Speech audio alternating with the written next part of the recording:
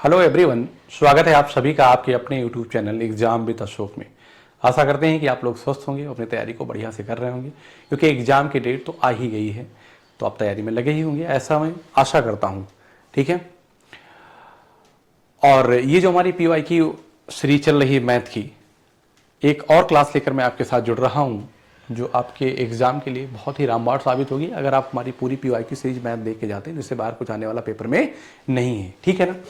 तो आज का मेरा जो पहला क्वेश्चन है, बोर्ड पे ध्यान दीजिए और कॉपी पेन लेकर नोट करिएगा। देखिए क्या आया है कि 3 से 1/7 डिवाइड बाई -3 है। तो मैं सबसे पहले ये समझूंगा करना क्या है, इसको ध्यान से देखिए। सारे बेटा PYQ क्वेश्चन है, तो इसमें आसान कठिन कोई बात नहीं है। मैं कहता हूँ 7 × 21 = 22, तो इसको क्या लिखूंगा मैं, 22/7, 22/7 लिखूंगा। आप कहेंगे यस सर, ठीक है ना, 22/7 लिखूंगा। और डिवाइड बाई क्या है, -3। तो आपको पता है कि जब 22/7 को मैं इससे डिवाइड करूंगा तो ये माइनस यहाँ आ जाएगा और क्या हो जाएगा, 3 आ जाएगा। तो 7 × 21 मतलब कि -22/21 आ जाएगा आपका आंसर, -22/21 आ जाएगा। समझ में आई कि नहीं है बात। देखो ध्यान देना इस बात को कि जब भी आप क्वेश्चन सॉल्व करते हैं तो पहले क्वेश्चन को समझ लो क्या है। यहाँ पे जब माइनस था, ऊपर प्लस था, तो माइनस आना ही आना था। तो इसका मतलब ये आंसर नहीं हो सकता था कभी, ये आंसर हो नहीं सकता था कभी। दूसरी चीज़ क्या, 7 × 21 = 22 था, डिवाइड बाई 3 था। ना 3 से 22 कटेगा, ना 7 से कटेगा, तो इसका मतलब ऊपर 22 ही आएगा। तो जरूरत नहीं है ये सब सॉल्व करने की, आप डायरेक्ट आंसर कर सकते थे। बोलो कर सकते थे कि नहीं कर सकते थे भाई। सीधी सी बात मैंने कहा कि जब मैंने इसको लिखा 7 × 21 = 22/7 और इसको मैं 3 से डिवाइड करूंगा, मतलब -3 से डिवाइड करूंगा, /1 लिख सकता हूं। तो ये कैसे हुआ इस बता देता हूं। तो ये 22/7 है और ये ऊपर चला जाएगा 1 और ये -3 यहाँ रहेगा। तो यही माइनस मैंने यहाँ लगा दिया, 3 लगा दिया। तो मैंने ये कहा कि ऊपर 22 आया है तो नीचे ना 3 से कटेगा, ना तो 7 से कटेगा। तो इसका मतलब है कि ऊपर 22 आना ही आना है। और एक और भी माइनस है, तो माइनस वाला एक ऑप्शन ऐसा था जिसमें ऊपर 22 था। तो ये सब कुछ भी मत करो, आप सवाल देख के भी कर सकते हो। क्लियर। अब जैसे ये क्वेश्चन आया है तो आप इसके कई तरीके हैं। 8 का स्क्वायर बेटा क्या होता है, 64 होता है, और 4 का क्यूब क्या होता है, 64। 64 × 64, इसका मतलब इसका आंसर क्या आएगा, 1 आ जाएगा। बताओ समझ में आया कि नहीं है। आगे चलते हैं। करा किसी वर्ग को 9 समान भागों में विभाजित किया जाता है, जिसमें से 5 वर्गों को छायांकित कर दिया जाता है। यदि छायांकित भाग को एक ऐसी भिन्न के रूप में व्यक्त किया जाता है जिसका अंश 25 है, तो उसका हर क्या होगा। सीधी सी बात है कि सपोज दैट एक क्या है, एक स्क्वायर है, ठीक है ना। क्या है बेटा, एक स्क्वायर है।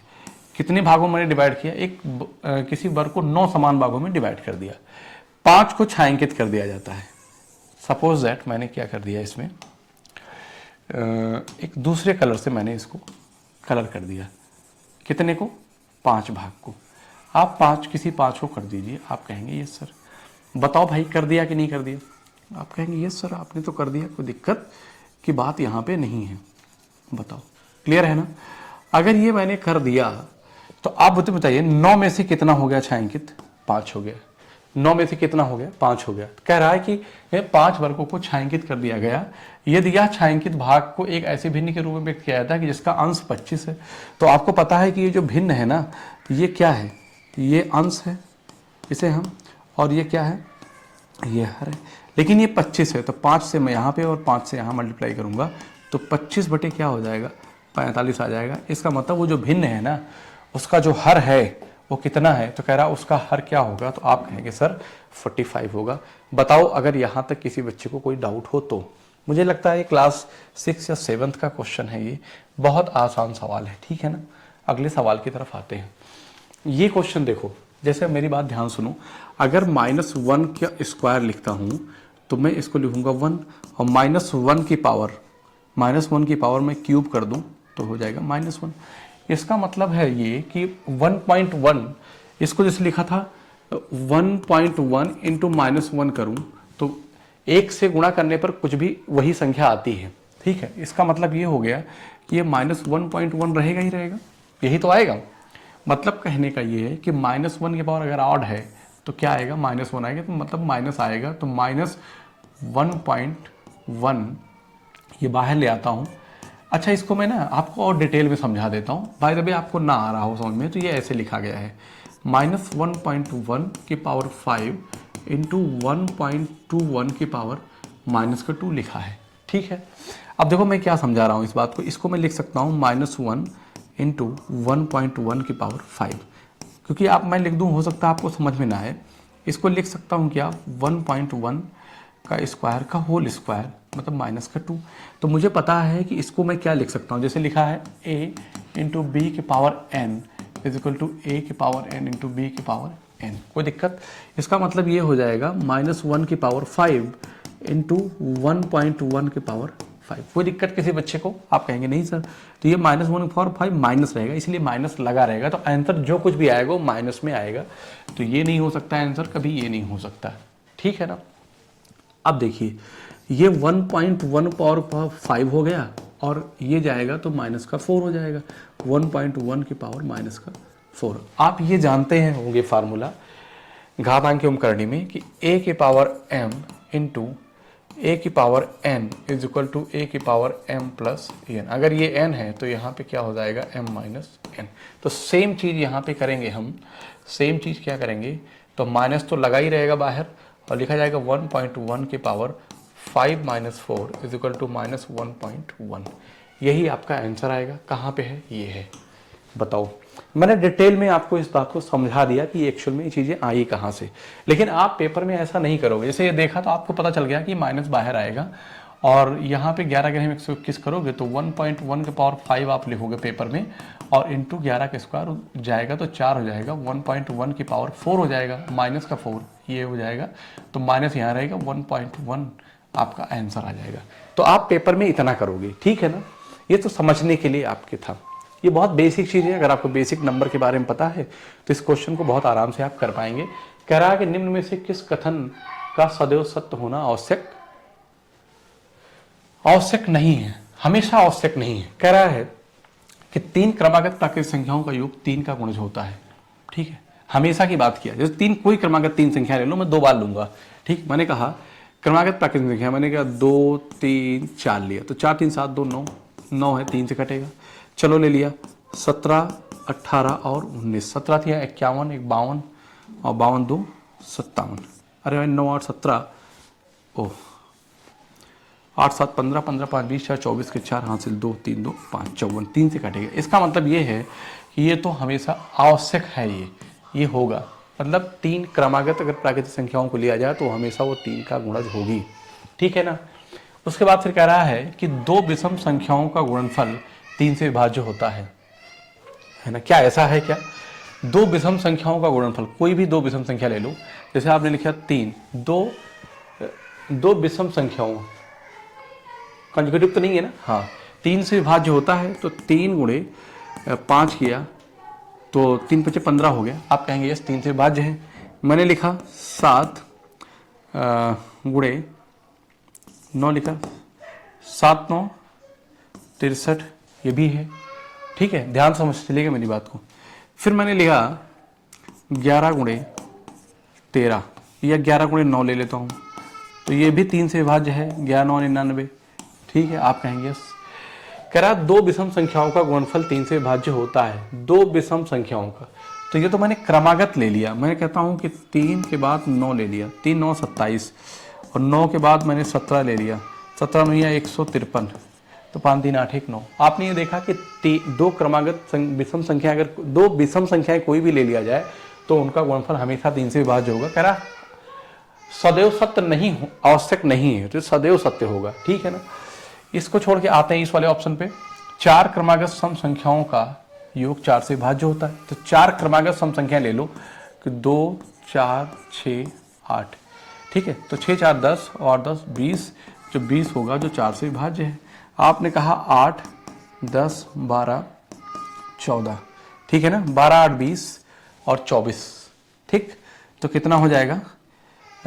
हाँ 24 20 44, तो 44 भी 4 से विभाज्य होगा। आप कहेंगे यस सर।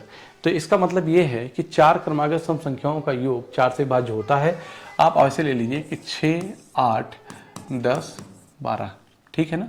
तो 12 8 20 और 16, तो 20 36, 36 भी 4 से डिवाइड होगा, इसका मतलब ये भी हमेशा क्या होगा, सत्य होगा। लास्ट ऑप्शन पे आते हैं, इसका मतलब लास्ट ही आंसर होगा।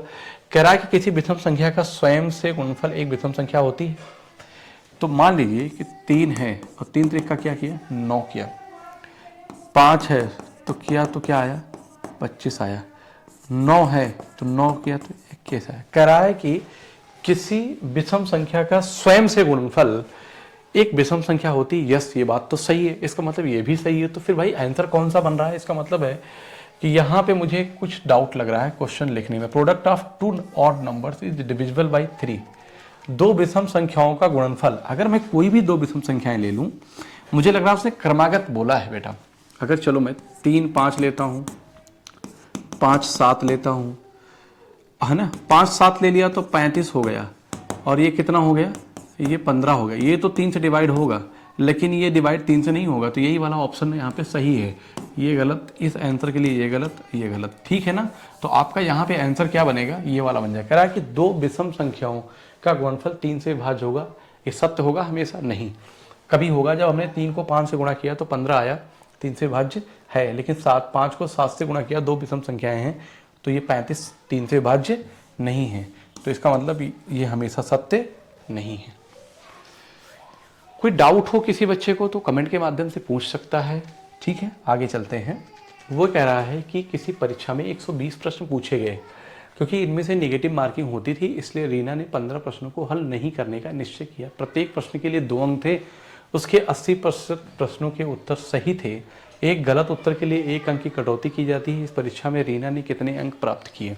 तो मेरी बात ध्यान से सुनना। किसी परीक्षा में 120 प्रश्न पूछे गए, नेगेटिव मार्किंग होती थी, इसलिए रीना 15 प्रश्नों से को हल नहीं करने का निश्चय किया, ठीक है। रीना ने कहा कि 15 प्रश्न नहीं हल करेंगे, तो 120 में से 15 हल नहीं किया, इसका मतलब 105 प्रश्न उसने हल किया, ठीक है ना। प्रत्येक प्रश्न के लिए 2 अंक थे, ठीक है भाई। प्रत्येक प्रश्न के लिए 2 अंक थे और उसके 80 प्रश्नों के उत्तर सही थे। इसका मतलब 20 चौक 80, 20 25 100, तो 5 दुराई 10, 5 के पास 21 चौक 84 जो थे सही थे। सही ये वाले थे, सही इतने प्रश्न थे। कितने बेटा? तो हम क्या कहेंगे कि जो सही प्रश्न थे ना वो 84 थे। इसको 2 से गुना करूंगा तो कितना हो जाएगा, 8, 168।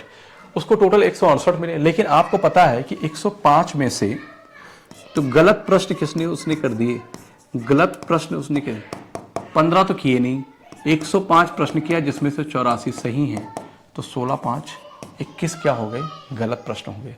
और एक क्या है, उसके गलत अंक। कह रहा है कि एक गलत उत्तर के लिए 1 अंक की कटौती की जाती है।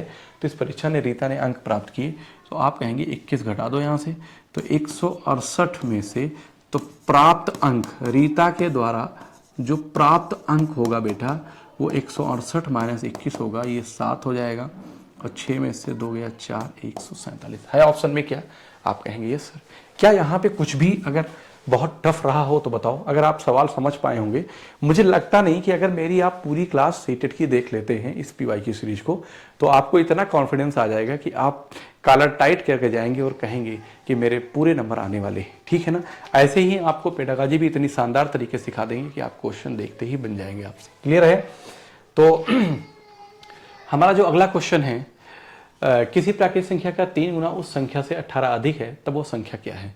आप ऑप्शन से इस प्रश्न को बना सकते हैं, लेकिन आप सीटेट के स्टूडेंट हैं तो मैं ऑप्शन के बजाय पहले मैं क्या करता हूं, पहले लगा देता हूं। किसी प्राकृतिक संख्या, मान लिया कि एक प्राकृतिक संख्या क्या है, वो x है, ठीक, का 3 गुना, उसका 3 गुना कर दिया, उस संख्या से 18 अधिक है। तो मैंने कहा अगर 18 इसमें जोड़ दूं तो बराबर हो जाएगा, हो जाएगा। ये उधर आएगा, इन दोनों में अंतर निकालेंगे तो 2x हो जाएगा, ये 18 हो जाएगा, तो x की वैल्यू कितना हो जाएगी, 9। तो यही हमारा आपका आंसर आ जाएगा। आप चेक कर लीजिए। कह रहा किसी प्राकृतिक संख्या का 3 गुना, मैंने मान लिया कि 9 है, 9 का 3 गुना कितना है, 27 है। जो उस संख्या से कितना अधिक है, 18 अधिक है, सेटिस्फाई कर रहा है, इसका मतलब 9 सही है। अगर यहां पे आऊं इस ऑप्शन से, तो 7 का 3 गुना कितना है, 21, कितना अधिक है, कितना अधिक है, 14 अधिक है। होना कितना चाहिए था, 18, गलत है। 8 का 8 3 कितना है, 24 है, ठीक है। और कितना अधिक है, 16 अधिक है, ये भी गलत हो गया। ठीक, 13 तिया 39, 13 और कितना है 39, कितना अधिक है 7 और 19 7। आपको पता है कि वैसे भी देखने से पता चल रहा है कि ये तो नंबर 19 और 9 7 16 26 ज़्यादा है, प्लस का 26 ज़्यादा है। और होना कितना चाहिए था 18 अधिक होना चाहिए, ये भी ऑप्शन नहीं बनेगा। बताओ, तो ऑप्शन से भी कर सकते हैं, नहीं तो आप जैसे क्वेश्चन दिया है वैसे भी कर सकते हैं। आगे आते हैं। जज ने किसी बैंक में 15,000 चक्रवृद्धि ब्याज की दर की 10% वार्षिक दर पर जमा किए, जबकि ब्याज वार्षिक संयोजित होता है, तो 2 वर्षों के लिए उसे कितना ब्याज मिलेगा। इसका मतलब आप चाहे रेशियो लगाओ चाहे जैसे लगाओ, दो तरीका बताऊंगा।